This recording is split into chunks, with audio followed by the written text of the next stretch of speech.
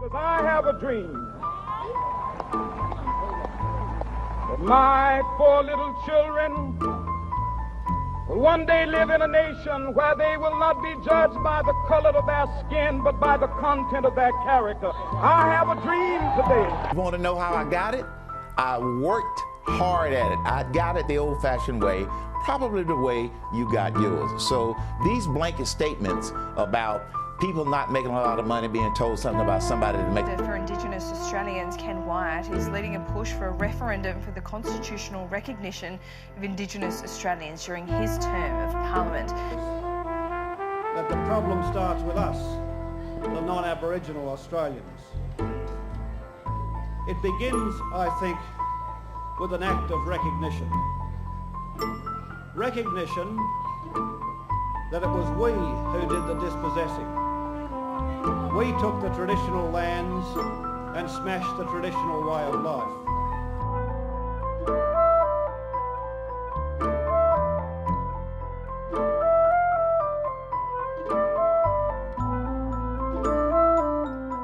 Racial Inequality, explained in 14 infographics by Ed Stoddart, Benny Johnson, Charles Kiggins and Sam Maurice. The purpose of this video is to construct an honest and data-based informational documentary that evaluates the correlation, if any, between racial discrimination and subsequent racial inequality. These issues are far too frequently politicized by both sides of politics. In his late 40s, started a small business, got a little bit of property. This is what happens in America. Raised 3 boys, educated them. We have a thriving black middle class. If black America were a country, Brooke, it would be the 15th wealthiest country in the world. For crying out loud, this is not your grandfather's America. We ought not act like it is. Yeah, but Larry, I don't think, for 2 things. One, I think your earpiece could be broken because the question was on mental health. Right. There will Jake, always be America sad stories, and they have just specializes- exacerbated this situation. I mean, this country specializes in vilifying black and brown folks. Let's just be clear. The president picked that narrative about gang activity deliberately because he's picking that narrative to explain, our Hispanic, mainly Hispanic on the southern border, sisters and brothers. Consequently, it is increasingly important to deliver information in an academic and impartial medium. So that's what we're doing. But the reason we're doing it is closing the gap. Australia has a huge issue with racial inequality, and lots of people have had lots of ideas on how to solve it. None of them have really worked. The Closing the Gap strategy, which will shape where $300 billion is invested. The Closing the Gap strategy was set up 10 years ago, aiming to reduce disadvantage for Indigenous Australians. Since the targets were set, every one of them, bar one, has failed. There's been no significant improvement to Indigenous life expectancy or child mortality rates. Consecutive Liberal and Labor governments have been willing to pour money into programs, but none of them have made a tangible impact to the socio-economic position of Aboriginal Australians. Here we see a comparison between white Australians and Indigenous Australians in a number of different issues. As we can see, all of which Indigenous Australians fare far worse than their white counterparts.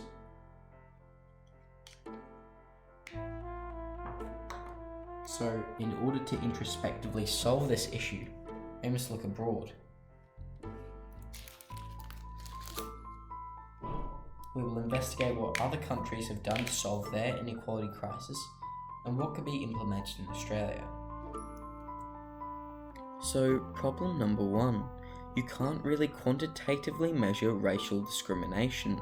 The only quantitative measures that exist, such as hate crimes per 1,000 people, police and federal bureau data, are largely dependent on the judicial system of that country and the effectiveness of law enforcement. Because of this, we have had no choice but to measure racial discrimination qualitatively. We have settled on using a qualitative measure, racism by witness rate. Now, we understand that this measure doesn't perfectly represent the level of racial discrimination in a country, but it's the closest you can get.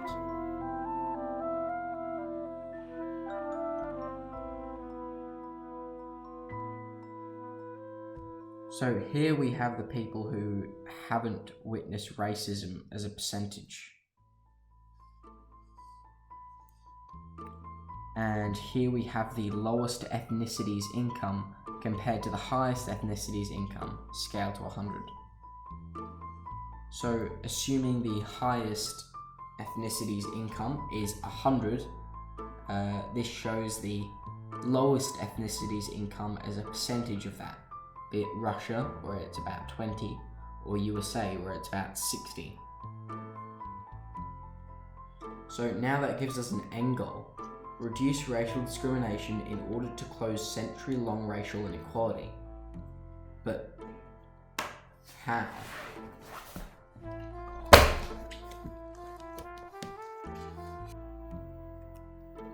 In 1995, the Carnegie Corporation commissioned a number of papers to summarize research that could be used to improve race relations in schools and youth organizations.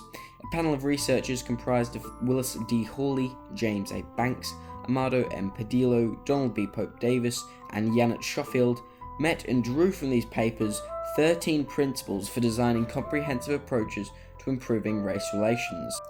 Several of these principles were only intended to work for schools or businesses.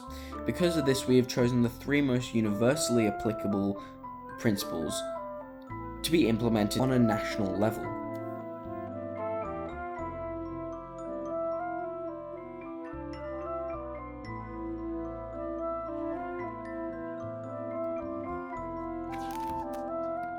Principle 1. Strategies must target both institutional and individual sources of discrimination, with a focus on the context and situations in which it operates.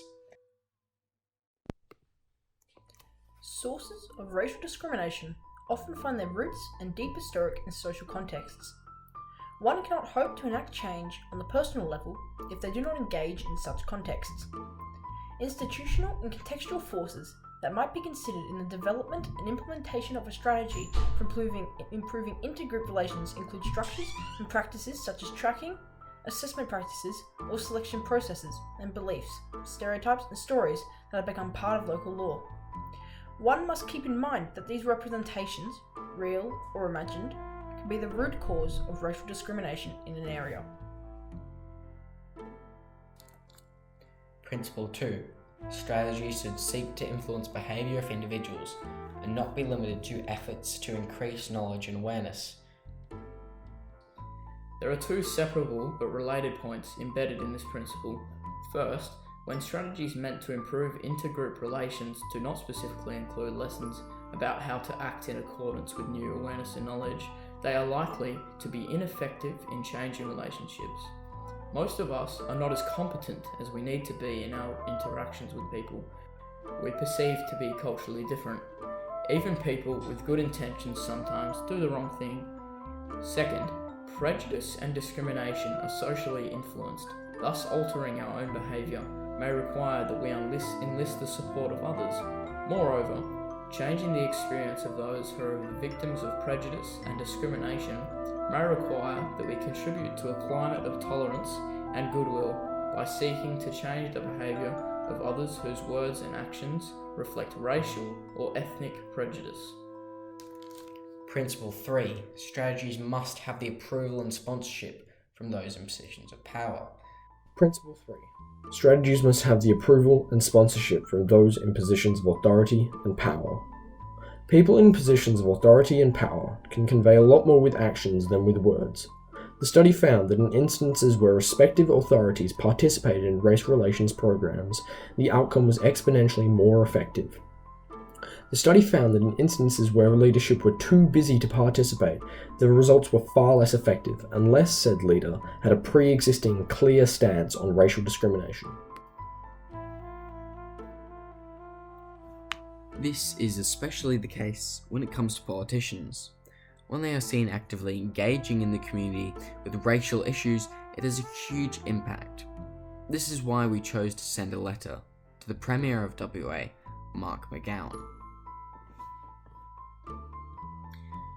In this letter, we started off by giving a brief synopsis of our group and what we're doing. We then followed on to give some wider context on Indigenous issues. And finally, we asked a question. As Premier of WA, what steps are you taking to close the gap and achieving both equity and equality between Aboriginal and white Australians. And this was his reply.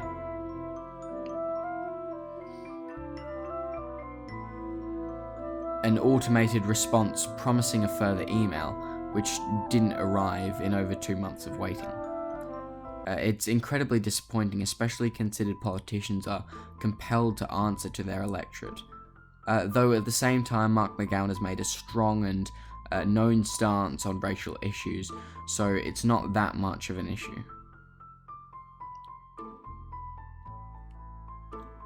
In conclusion, racial inequality has a clear correlation with racial intolerance. Consequently, reducing racial intolerance or racial discrimination is the most effective way of diminishing racial inequality. By employing the 3 aforementioned strategies domestically, we can work towards closing the gap between Indigenous and white Australians.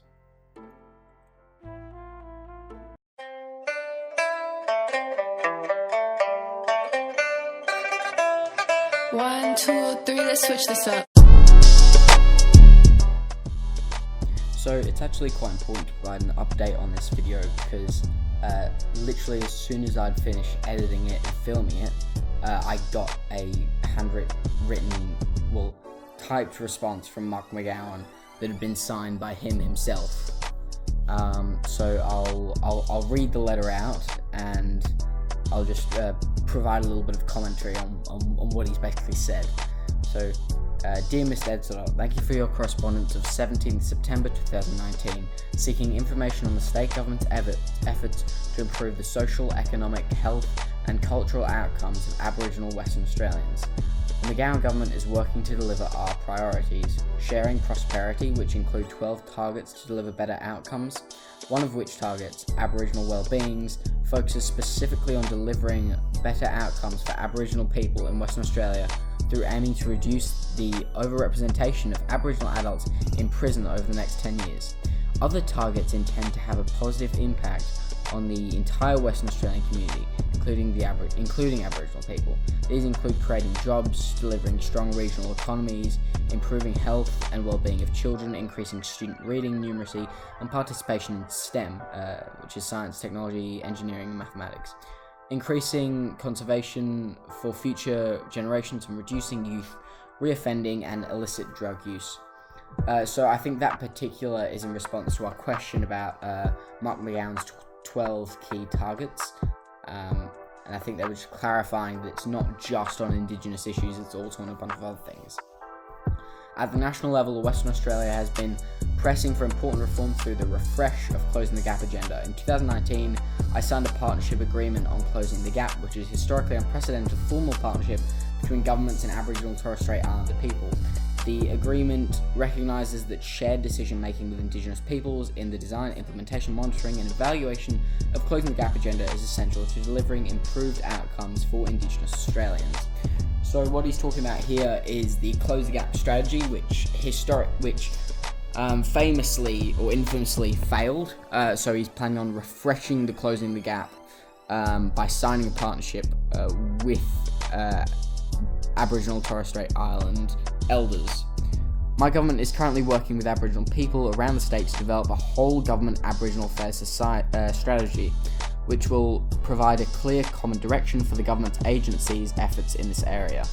A key element of both the whole of government strategy and the Closing the Gap is formal high-level engagement with 12 Aboriginal leaders from across the state through interim Aboriginal working group.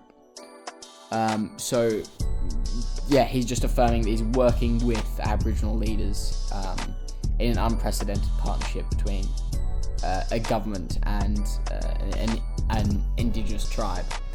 Aboriginal jobs and businesses are being supported through Aboriginal procurement policy, the Aboriginal employment strategy, the Jobs Act and the Local Jobs Bill.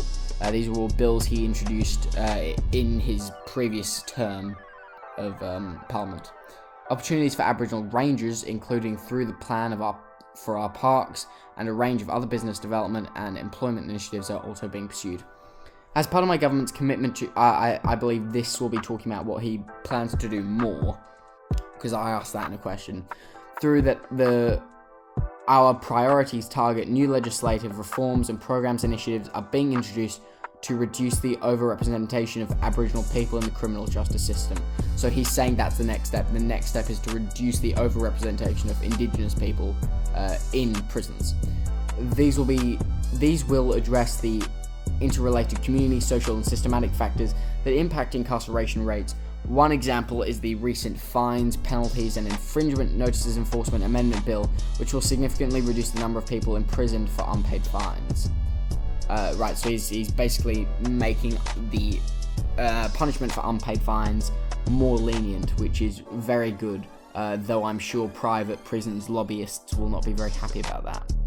These reforms and initiatives represent just some of the efforts that my government is taking to address these challenges and circumstances facing Aboriginal people in Western Australia. I trust this information allows for an understanding of the nature of our approach and the extent of our communities supporting Aboriginal Western Australians to achieve real change and better outcomes.